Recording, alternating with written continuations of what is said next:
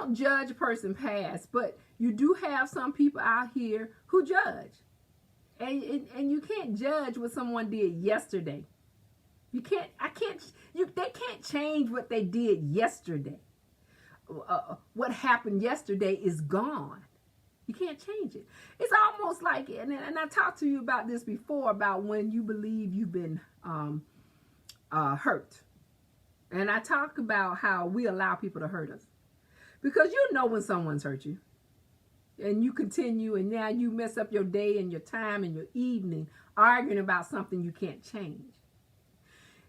In other words, change that person's situation and what they caused. You have to change what you will not accept.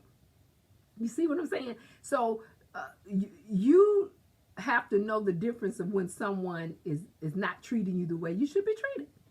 And that's what you seek, a person who cares enough for you that you don't go down that road. But it's gonna happen. Like I said, relationships have issues and situations. So that is gonna be perfect. Like I said, you're gonna have something happen within your relationships.